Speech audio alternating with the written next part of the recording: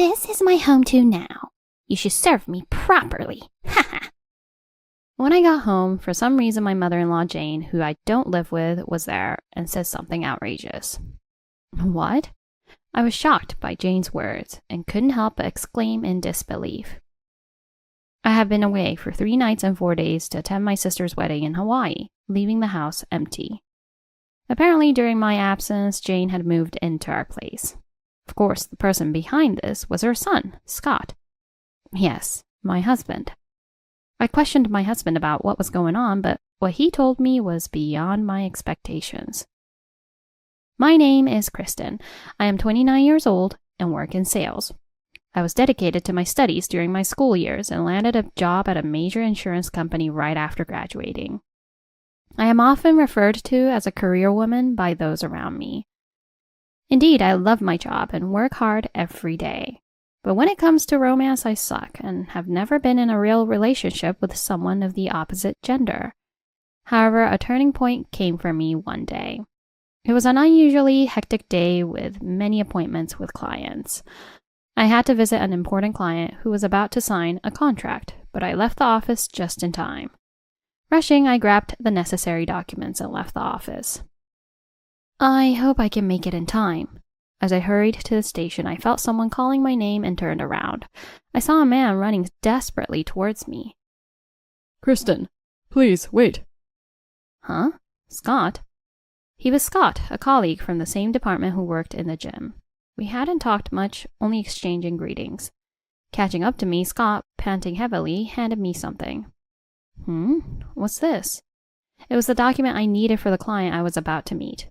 Oh, what? Why do you have this document? Confused, I checked the documents I brought, only to find that they were for a different client.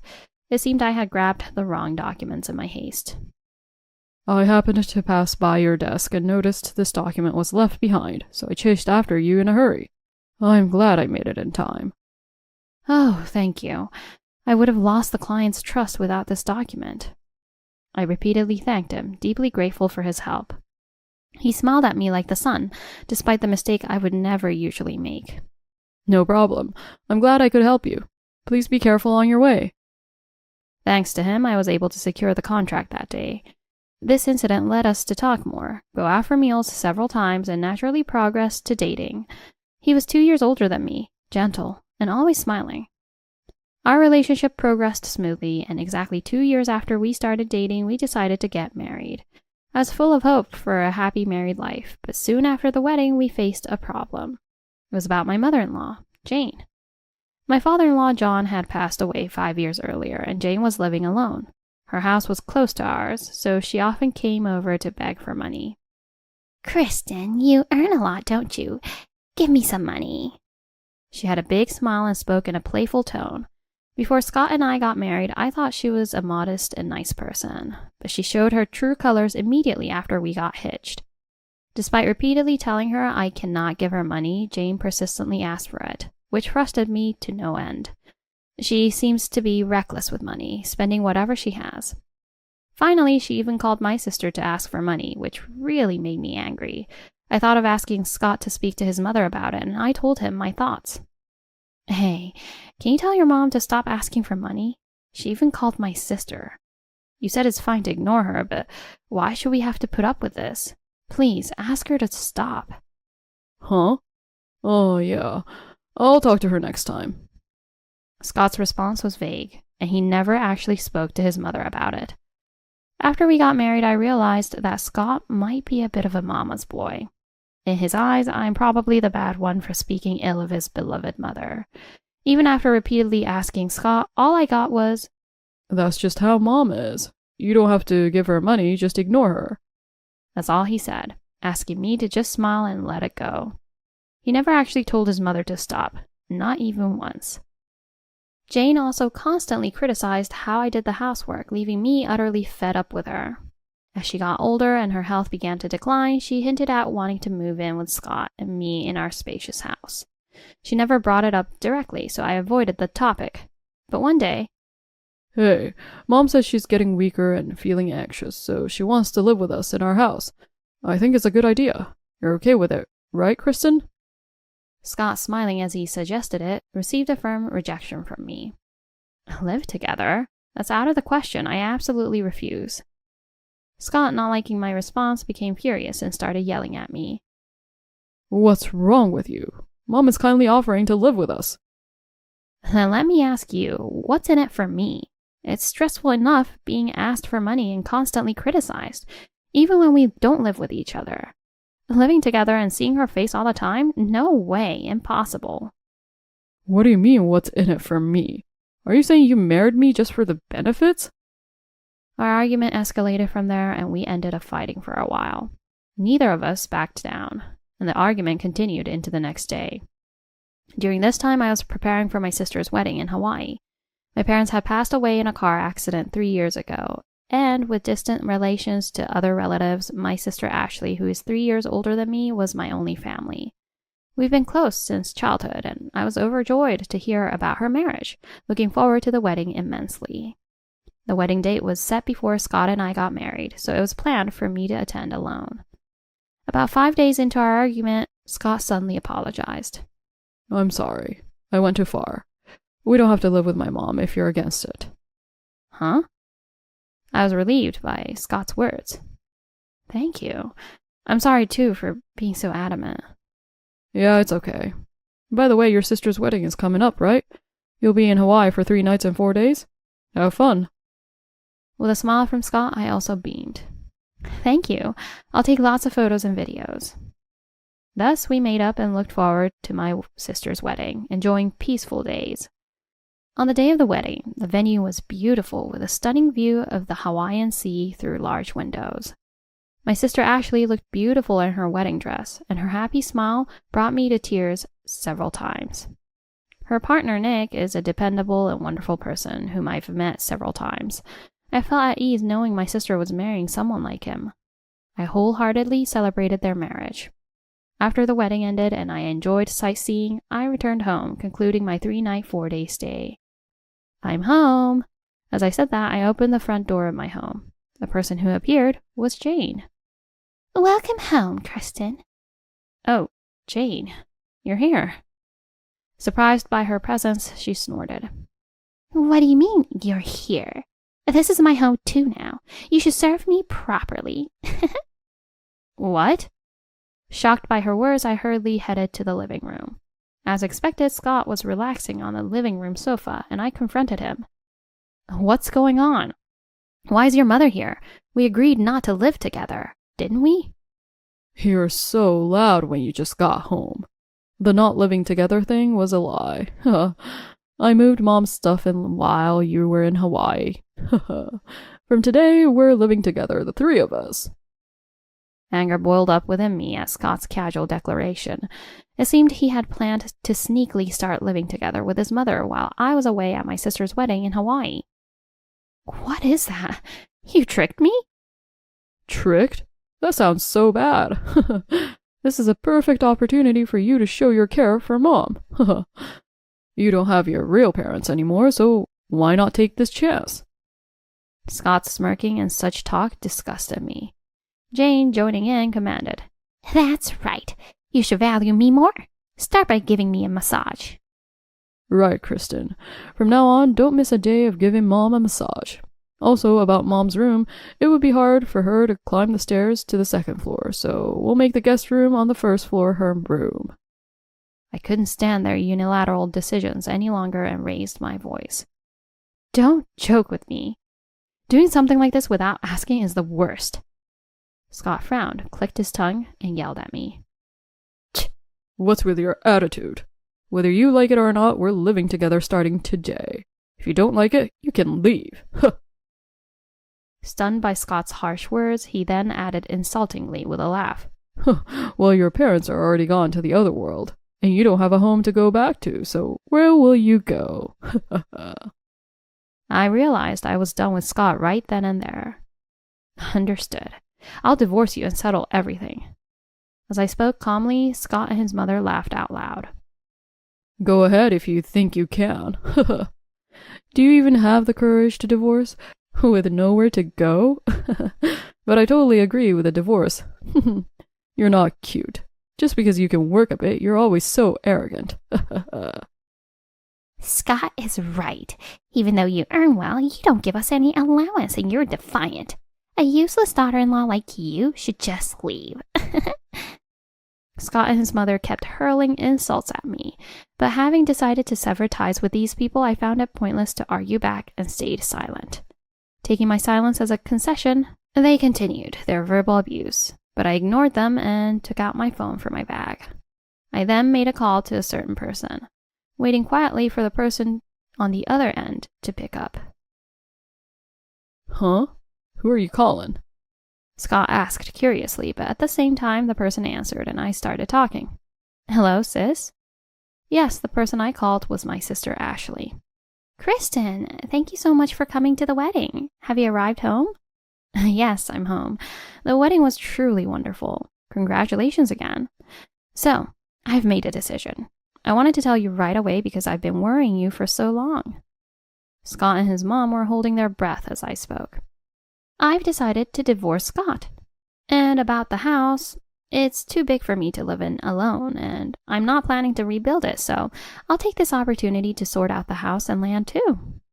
When I declared that loudly, Scott and his mother were shocked, both exclaiming, What? My sister was happy about my decision, saying, If there's anything I can do to help, just let me know. I thanked her and hung up the phone. Right at that moment, Scott began to yell at me. What the hell are you saying on your own? Clearing the house and land?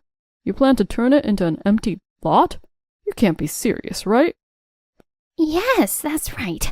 Besides, the house and land are under Scott's name, aren't they? Can't just decide something like that on your own. Caught by his mother's words, Scott looked embarrassed and stuttered. Well, that's... Facing his confused mother, I firmly clarified. Jane, it seems you're mistaken, but the house and land are actually in my name. What? That's a lie, right? But Scott said he was the owner. Jane raised her voice in disbelief, turning to Scott to ask, Right? You're the owner, aren't you? Scott remained silent and looked down, not answering her questions. I quietly addressed Scott. I had a feeling this might be the case, but you really lied to your mother about being the owner, didn't you? Why would you do such a thing? Interrupting me, Scott yelled out desperately. It pissed me off that you earn more than me. This house, too, we couldn't get a mortgage with my salary. And in the end, you became the owner, which hurt my pride as a man. So I told my mom that. So you lied about being the owner just to keep up appearances? As I said this, Scott admitted. Yes, I lied. And as Mom praised me, I increasingly convinced myself I was the real owner. While Scott and I work at the same company, I'm in sales, and he's in an admin role, leading to a significant difference in our salaries. Supported by those around me, I've been able to achieve good results and earn a high salary. But honestly, Scott's salary is so low it's hard to believe we work for the same company. However, there are admin staff who earn a decent wage. Scott, lacking motivation for his work and always waiting for instructions, would quickly delegate any work he did have to others. He was a friendly guy, but it was clear he wasn't exactly welcomed. Scott, who belittles his admin role and tends to slack off, has never shown ambition to transfer to another department or seek employment elsewhere to earn more. He would constantly say to me, Your salary will increase immediately if you get promoted. And, unlike sales, where your salary decreases if you don't produce results, admin roles are stable. Because of the pay gap, it wasn't possible to split daily expenses equally. Thus, I was shouldering most of the mortgage and living expenses. Jane believed Scott built the house and often praised him, shocked by the revelation. Quickly regaining her composure, she desperately asked me, Wait, that story earlier was a lie, right? What will happen to Scott and me if you clear the land? I've already processed the termination of my previous house, thinking I'd move here. I don't know. Scott and I are getting divorced, so you're strangers to me now. You two will need to figure out what to do from here on. As I coldly stated this, Scott clung to me. Hey, let's not get a divorce. I was wrong earlier. I just got carried away. I can't do it without you, Kristen. Divorce is definitely not happening. Realizing the insecurity of his future, He desperately clung to me, changing his tune. Sighing deeply, I addressed Scott.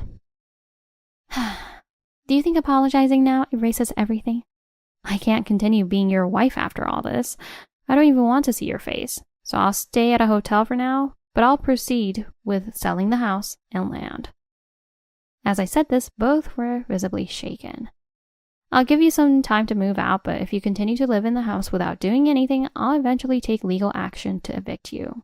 You both better find somewhere else to live soon. With that, I left the house, carrying my immediate belongings. Wait for me. Scott and his mother tried to stop me, but of course I ignored them. Scott continued to drag his feet on the divorce, but I had recorded all the abusive language from Scott and his mother, making the divorce process and mediation straightforward. My biggest worry, that Scott and his mother wouldn't leave the house, turned out to be unfounded. Perhaps hearing my firm declaration to evict them through a lawsuit if necessary, Scott and his mother fled as soon as the divorce was finalized. Thanks to that, I was able to demolish the house and clear the land. I could have sold the house as it was, but in this area, it seems more people are interested in building custom homes than buying existing ones. I heard that selling just the land would attract more buyers, so I decided to bear some demolition costs for the benefit of making it vacant land. After losing their place to stay, Scott and his mother apparently moved into public housing. I chose a new place to live, moved in, and at the same time I quit my job. The reason for quitting was not only because I couldn't stand to see Scott's face anymore, but also because my new home was quite far away from the company. Now I'm working hard at a new workplace, which is actually a company owned by my sister's husband, Nick. I had always confided in my sister about Scott and Jane, and she had been urging me to divorce. Nick appreciated my work performance and had offered me a job at his company if I ever decided to quit my job following the divorce. Officially, I was headhunted by Nick's company, which, like my previous employer, deals with insurance. It's essentially a competitor. At my new job, I've been eagerly tackling tasks and continuously achieving great results. Having settled the divorce, I was able to focus on my work without any reservations, making my days enjoyable. I'm really glad you joined our company. Our clients love you, and you've been securing contracts one after another, exceeding our expectations. Thank you. Nick's praise only motivated me more, and I worked even harder. Word of my reputation reached my former company, which regretted letting go of a valuable employee as they struggled to recover. People leave their jobs a lot in this industry, but my departure because of my marriage caused Scott to be shunned at work. His inability to perform became evident as his previously sunny disposition and likability could no longer mask his lack of motivation and initiative. His assignments dwindled, leading to further isolation. Unable to endure the scorn from everyone, Scott eventually resigned. My former coworker informed me that he had a hard time finding a new job in admin roles, leading to a significantly reduced lifestyle for him and his mother. Jane, who had taken up part-time work, lacked the understanding of the work ethic required, frequently missing work without notice, and was quickly fired. One time, Jane called me, begging for help. "Kristen, please, take Scott back. I can't stand this poor lifestyle anymore. Scott's always irritable and yells at me. Please help us." Her sobs were obviously exaggerated, likely a ploy for sympathy. "I refuse. Why should I help you?" As I coldly refused, she became more frantic. "Don't say such things. We were family, weren't we? Don't you feel sorry for an old woman suffering like this? If you can't reconcile with Scott, at least give us some money. Anything will help, please." "I will not reconcile with your son, nor will I give you any money. Do not call me again." After firmly ending the conversation, I immediately blocked her number, as well as Scott's. Now that the divorce and property division were finalized, there was no need to communicate with them any longer. Blocking them brought me relief. A year has passed since then, and I'm still thriving at Nick's company. Though I have no romantic interest, I'm content with my current lifestyle, frequently meeting my sister who remains close to me. Recently, we learned she's expecting a baby, and I look forward to welcoming the new family member. One day, while visiting the area where Scott and I used to live for work, I spotted a man in shabby clothes, unkempt hair, and a bushy beard collecting cans under a bridge. It was Scott. Seeing his pitiful state, I paused, remembering that his job search failed because he limited himself to admin roles. Despite his amiable nature, there were other jobs he could have pursued without focusing solely on office work. We were once happy together, and I had suggested he consider other fields that could leverage his strengths. Sadly, my advice had no impact. But we are now strangers, and his current situation is the result of his own choices. With that thought, I walked away, leaving Scott and his past behind.